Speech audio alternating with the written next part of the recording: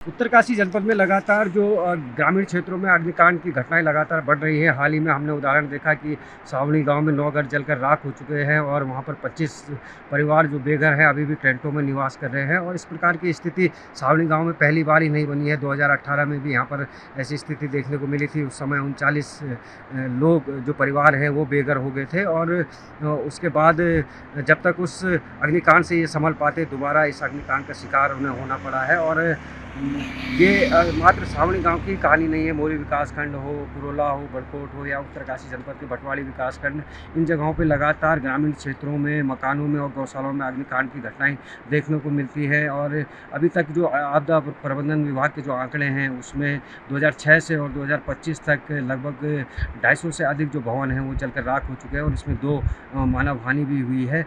लेकिन उसके बावजूद भी शासन और प्रशासन की ओर से इन अग्निकांड की घटनाओं को रोकने के लिए कोई विशेष प्रबंधन नहीं किए गए। हालांकि मोरी जो क्षेत्र है वहाँ पर कुछ जगहों पर सतलुज और प्रशासन की ओर से घास रखने के लिए टीन शेड बनाए गए हैं, क्योंकि मुख्य कारण जो माना जाता है वो ये माना जाता है कि घास जो हमारे पहाड़ी शैली के भवन हैं उनमें जो घास रखी रहती है उस पर ही अधिकतर आग पकड़ती है और उसके बाद ये अग्निकांड की घटनाएं सामने आती हैं। लेकिन सबसे जो अहम समस्या आ जाती है, आज भी कई गाँव ऐसे हैं जो सड़क से नहीं जुड़ पाए हैं और इस कारण वहाँ पर फायर ब्रिगेड की गाड़ियाँ नहीं पहुँच पाती है और ग्रामीणों को आग बुझाने में काफ़ी समस्याओं का सामना करना पड़ता है। लेकिन उसके बाद भी आज तक प्रदेश सरकार हो या प्रशासन हो, उनकी ओर से इस अग्निकांड की घटनाओं को रोकने के लिए कोई उचित कदम नहीं उठाए गए हैं। मेरी पंचायत के ग्राम सावणी में 26 जनवरी को जो आग लगी वो हमारे यहाँ एक्चुअल में एक तो लकड़ी के मकान है हमारे पास और सर्दी ज़्यादा होती तो आग जलाते लोग।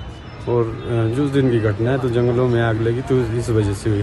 वो वहाँ से चिंगारी आई, वो लगी, वो घास से सल्तूज की ओर से भी जो टीन सेट मिले थे हमारे को सिर्फ 2 ही बने हैं हमारे यहाँ, क्योंकि घोषणा इस सावणी के लिए हुई थी और टीन सेट की, पर उन्होंने सिर्फ दो टीन सेट बनाए वहाँ पर, जबकि वहाँ बननी चाहिए थी।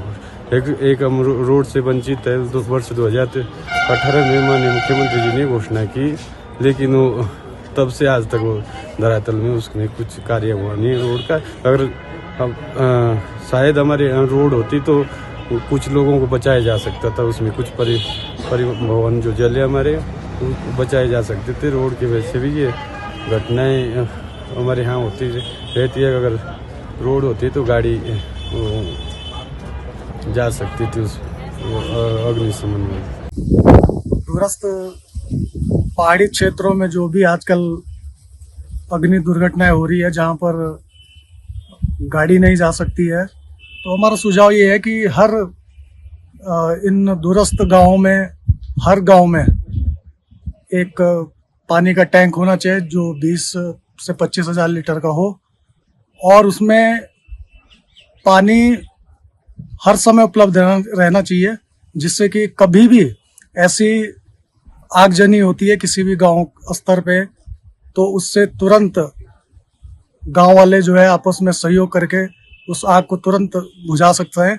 क्योंकि कई इतने दूरस्थ गांव हैं जहां पर सड़क की कोई सुविधा नहीं है। फायर सर्विस का भी पहुंचना बहुत दूर हो जाता है। जब तक फायर सर्विस पहुंचती है, पैदल मार्ग है, तब तक काफ़ी नुकसान हो जाता है। तो हमारा सुझाव ये है कि प्रत्येक गांव में हर प्रधान को यह पहल करनी चाहिए कि गांव के ऊपर एक 20 से 25 हज़ार लीटर का टैंक बना हो और उसकी लाइन गांव के लिए जानी चाहिए, जिसमें कि हाइडेंट लगा होना चाहिए, जिससे कि किसी भी प्रकार की कोई भी घटना होती है, अग्नि दुर्घटना, तो उससे तुरंत सहायता मिल सकती है।